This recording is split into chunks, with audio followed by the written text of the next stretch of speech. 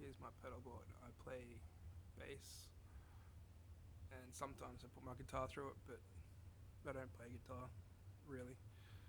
Alright, so first of all, got the Walrus Phoenix power supply.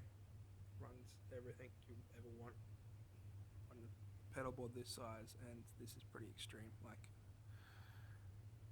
I kind of get annoyed with the size sometimes, but then I can't take anything off. Alright, so Mission volume pedal. It's just a VM1, it's not a VM Pro because I didn't want to pay the extra money for a buffer. I'm already going to get a buffer. That runs into my Korg pitch black. It mutes when I tune, so I don't have to use the little switch in there, which is annoying as all hell to try and get the switch on and off, and you forget that it's on. You go to play something, it's muted, so I just use the Korg mute. That runs into the Empress compressor.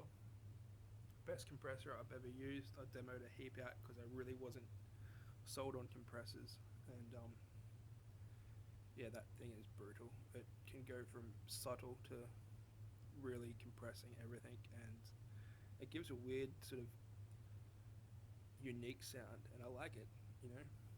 That runs into my new dark gloss. Always wanted a dark gloss pedal, and finally got the vintage microtubes. That thing is insane. I keep it on all the time now. It's not, the drive isn't really set that much, as you can see, and the blend's set about halfway, so it's just sort of a subtle drive. Okay, so that runs into my Dunlop bass wire. I was actually going to get rid of this when I got that, which I'll come to later, but this just has a unique sound that I can't get rid of, and I use on one of my new songs I'm writing with a band. From that, I run into the Black Secret by Moore.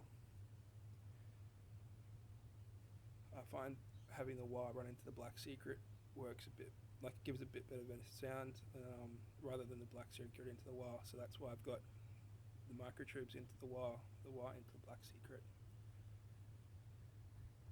That combined with the microtubes gives an insane sort of fuzz sound, sort of like a Big Muff on steroids, which is really awesome. I've since changed this up, my loop pedal. I used to have 2 loops running off it, now I've only got the single loop.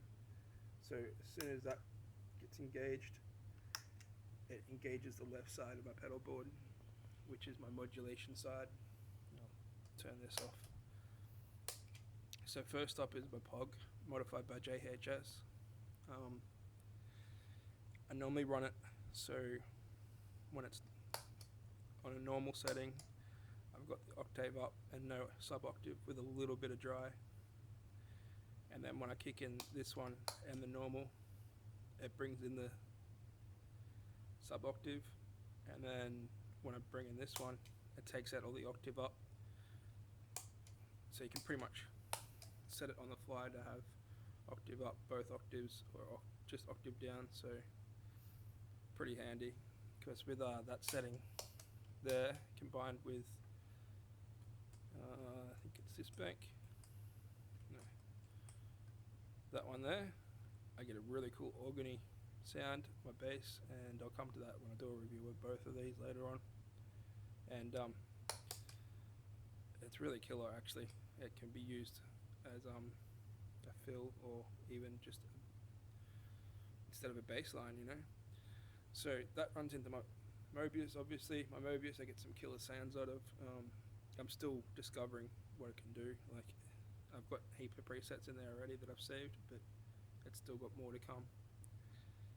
From my Mobius, I'm now running into the Deco, which is pretty cool little pedal. I picked it up just because it was secondhand and it was Strymon. So, like, yeah, why not? They have a really good reputation. But now I seem to find that I use the tape, the saturation for a bit of extra boost with the overdrive, and then I use the double tracker as more like a delay, just a little slapback type thing that I put on when and I want a bit of extra sustain, and it just gives it a little bit of a repeat, bit of a what's the word? Like an echo, pretty much. Pretty cool. I'll demo it later on because that's the one I got asked to demo. That runs into my digital delay 7, which is it's a digital delay 7. Like it can do everything from real ambient, long delays to I've got it set on a real short one that I was running the deco into that and getting some really cool little sounds out of. So playing around with that last night. That then runs into my Hall of Fame, and it's probably the best reverb pedal before you go to Strymon, pretty much. Unless you're getting a Blue Sky or a Big Sky, the Hall of Fame is it. And when you get the tone prints in there, I've got one in there at the moment that's an insane reverb. Like it just continuously, like a real cloud swell type reverb, and yeah, it's incredible. But yeah, you get all sorts of reverbs out of that you don't get out of most reverb pedals. And then that runs into my Jam Man, just a little looper. I mainly just use that at home, but I just seem to always have it on my board. And that all runs off the second loop.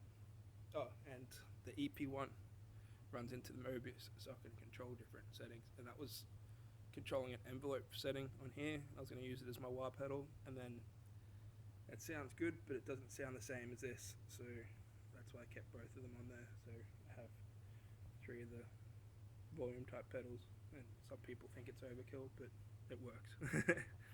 Alright, so that's my bass pedal board. Thanks guys.